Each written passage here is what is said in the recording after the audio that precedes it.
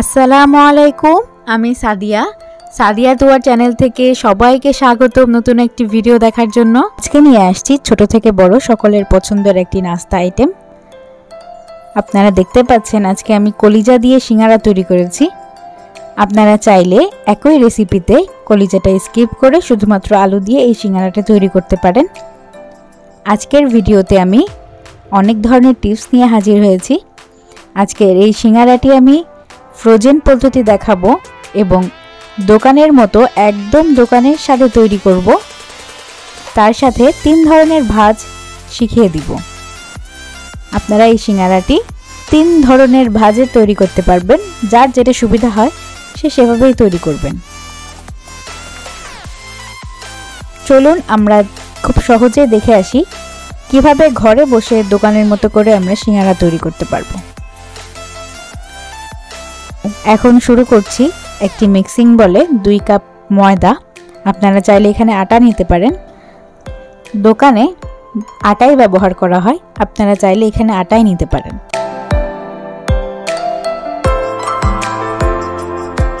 আমরা এখন এই আটার সাথে মিক্সড করব লবণ এবং কালো জিরা। লবণটা আমরা আমাদের স্বাদ মতো দিব। কালো জিরাটা আমি এখানে 1 চামচ ইউজ করেছি, আপনারা চাইলে কম বেশি করতে পারেন।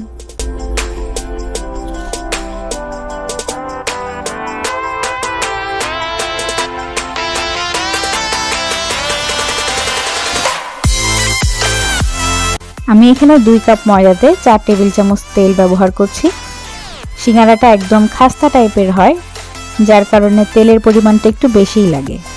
তেল এবং আটা একসাথে খুব সুন্দরভাবে মিশে যাওয়া পর্যন্ত আমরা মাখিয়ে নেব।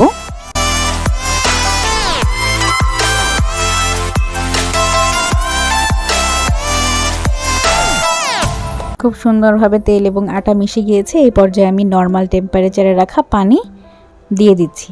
আমরা একটি শক্ত ডো তৈরি করব, এটা অবশ্যই মাথায় রাখতে হবে, সিঙ্গারার জন্য শক্ত ডোই দরকার। আমি অল্প অল্প করে পানি নিয়ে মিক্স করছি। আপনারা একসাথে অনেকগুলো পানি দিয়ে দিবেন না, অবশ্যই অল্প অল্প করে পানি দিয়ে মিক্স করবেন।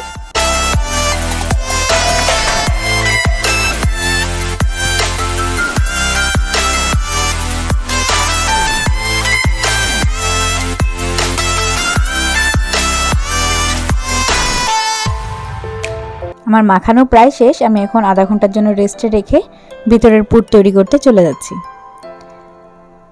একটি ফ্রাই প্যানে প্রায় 3 টেবিল চামচ তেল দিয়ে দিলাম গরম মশলা,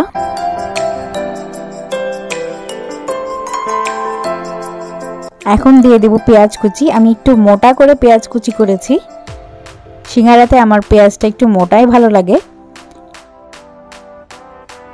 সিঙ্গারার পুর তৈরি করার যে পেঁয়াজটা, এটা বেশি ভাজবো না, হালকা একটু ভেজেই আমি মশলা দিয়ে দিব। বাটা মশলা দিচ্ছি, এখানে কাঁচামরিচ বাটা দিয়েছি কিছুটা এবং আদা রসুন বাটা 1 চামচ করে, মোট 2 চামচ আদা এবং রসুন বাটা একত্রেই দিয়েছি। দিয়ে দিচ্ছি সামান্য একটু পানি।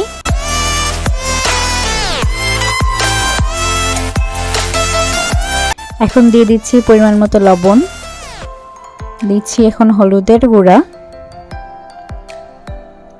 1 চামচ, দিচ্ছি উঁচু 1 চামচ মরিচের গুঁড়া। এখন আমরা এটাকে মিশিয়ে নিব।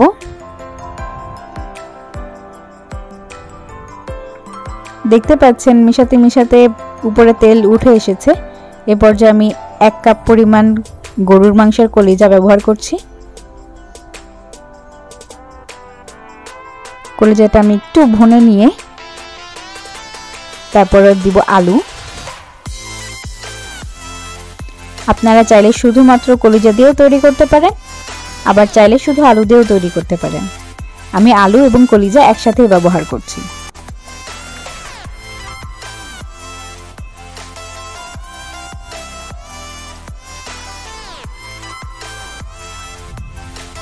দেড় কাপ পরিমাণ কুচি করা আলু দিয়ে দিচ্ছি।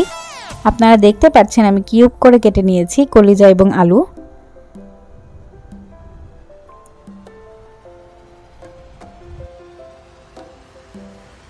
কলিজার সাথে এখন আলুটি আমি কষিয়ে নিয়ে পানি দিয়ে দিব।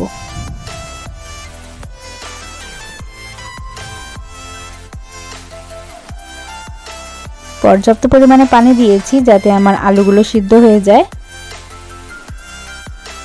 পানি শুকানো পর্যন্ত আমি অপেক্ষা করছি। আমার প্রায় পানি শুকিয়ে গিয়েছে। এই পর্যায়ে একটু নেড়ে ভাজা ভাজা করে আমি উঠিয়ে নিব।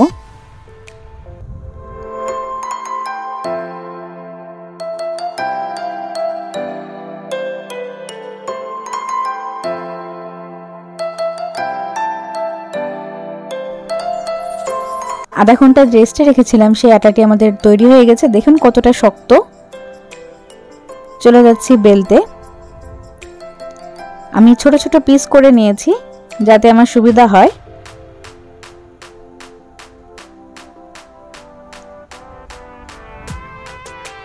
দেখুন আমি কিভাবে বেলে নিচ্ছি। একটু লম্বা আকৃতি করে বেলে নিতে হবে।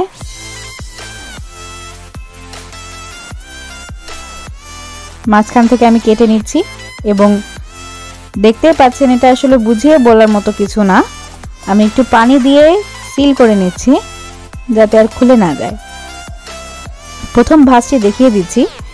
শাড়ির কুচির মতো করে আমি দিয়ে নিলাম প্রথমে, তারপরে আমি দুইটা একসাথে লাগিয়ে দিচ্ছি।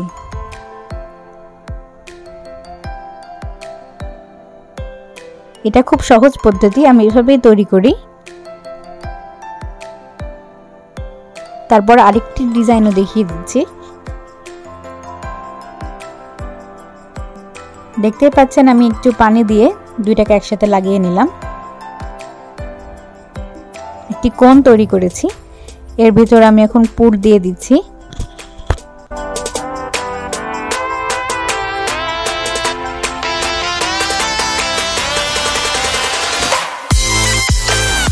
পুর দেওয়া হয়ে গেলে চারো সাইডে পানি লাগিয়ে দিচ্ছি।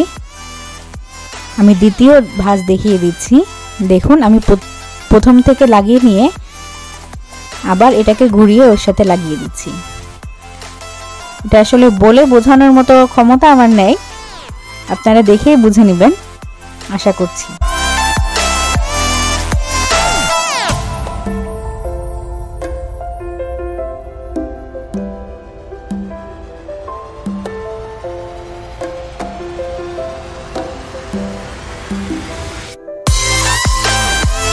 তিন নম্বর ভাঁজটা আমি এখন দেখিয়ে দিচ্ছি।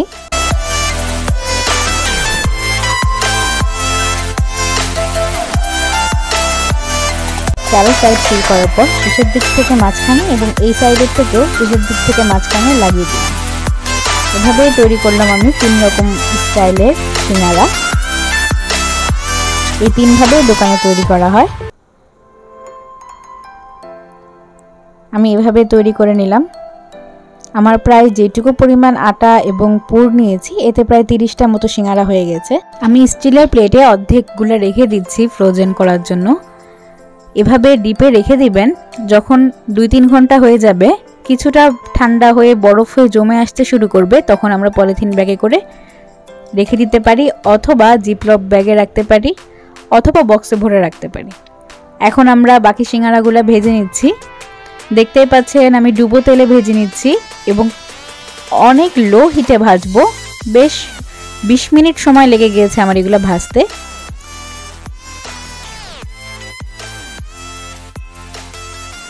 দেখতেই পাচ্ছেন হালকা ব্রাউন হয়ে গিয়েছে। এই পর্যায়ে আমি উঠিয়ে নিব।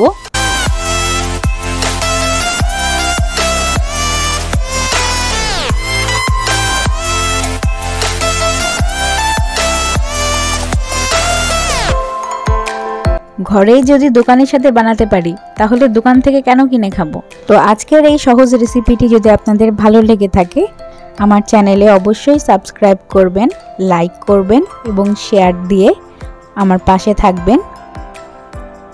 এবং রেসিপিটি কেমন হয়েছে সেটা আমার কমেন্ট বক্সে জানাতে ভুলবেন না। তো ভালো থাকবেন, সুস্থ থাকবেন, আমার জন্য দোয়া করবেন, আমার চ্যানেলটির পাশেই থাকবেন। পুরো ভিডিওটি দেখার জন্য অসংখ্য ধন্যবাদ জানিয়ে বিদায় নিচ্ছি আমি। আসসালামু আলাইকুম।